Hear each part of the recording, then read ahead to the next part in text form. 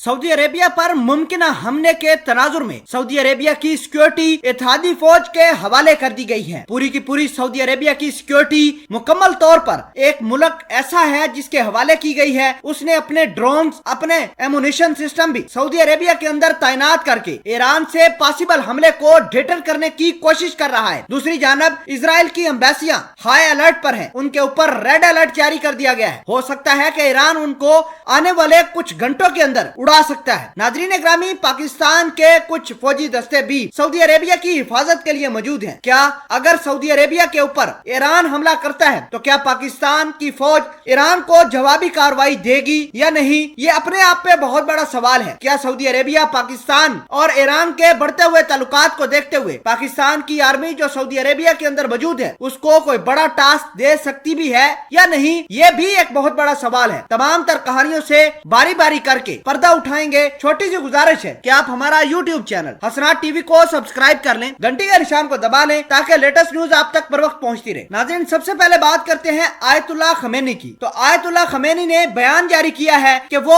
अपने जो साइंटिस्ट है उसका बदला लेकर ही रहेंगे। उसके बदले के लिए हम किसी हद तक भी जाने को तैयार हैं। आयतुल्लाह खमेनी ने दुनिया के सामने एक ऑप्शन रखा है। वो ऑप्शन ये है कि इजरायलियों को पकड़कर कटहरे में लाया जाए कि क्यों आकर ईरान के अंदर आए दिन नया तमाशा करते हैं। कभी आयतुल्लाह खमेनी के सिक्योरिटी गार्ड्स को टारगेट किया जाता है, कभी कासिम सुलेमानी को मार दिया जाता है और कभी इनके साइंटिस्ट जो इनका जोहरी प्रोग्राम चला रहे होते हैं उनको निशाना बना दिया जाता है। आपको ये बता दें कि जब से मोहसन फखरीजादा को ईरान के अंदर इजरायली कमांडरों ने हलाक किया है उसके बाद ईरान के दीगर एटॉमिक साइंटिस्ट के जो सिक्योरिटी है उनको अलर्ट कर दिया गया है। वो भी डरे सहमे बैठे हुए हैं क्योंकि किसी वक्त भी इजरायली अपनी लॉबी को एक्टिवेट करके ईरान के दूसरे एटमी साइंसदानों को हलाक कर सकते हैं। तो नाजरीन ग्रामी, मामलात बड़े काफी कशीदा है। आयतुल्लाह खमेनी ने कहा है कि दुनिया को चाहिए कि इजरायलियों को पकड़कर कटहरे में लाए, लेकिन आयतुल्लाह खमेनी को इस बात का भी पता है कि वो दुनिया के ऊपर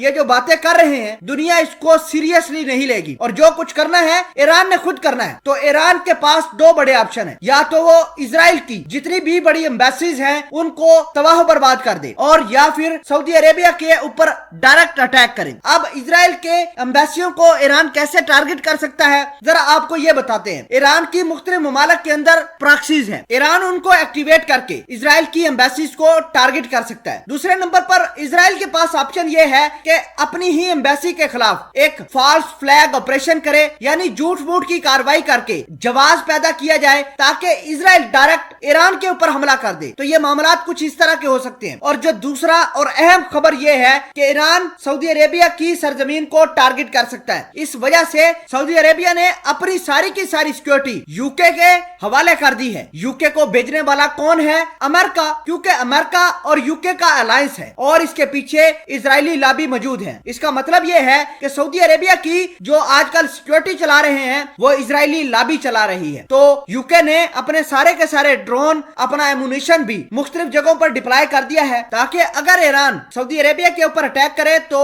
सऊदी अरेबिया की सरजमीन को यूके वाले अपने एमुनिशन से बचा सके। अब सवाल ये पैदा होता है क्या पाकिस्तान की फौज पर सऊदी अरेबिया रिलाय कर सकता है? तो यकीनन नहीं कर सकता। उसकी बड़ी वजह यह है कि आजकल पाकिस्तान और ईरान के ताल्लुकात बड़े स्टेबल है। पाकिस्तान के अंदर जवाद जरीफ आते हैं और सऊदी अरेबिया ने पाकिस्तान से जो ताल्लुकात बनाए हैं रिसेंटली वो बड़े खराब बनाए हैं। पाकिस्तान से लोन भी वापस डिमांड कर रहे हैं और इसके अलावा पाकिस्तान के वर्कर को भी सऊदी अरेबिया इंडिया और इजराइल के कहने से अपने मुल्क से बदर कर रहा है। तो इस तमाम तर कहानी को देखते हुए ये समझ आती है कि सऊदी अरेबिया पाकिस्तान के सोल्जर्स को कोई बड़ा टास्क नहीं देगी।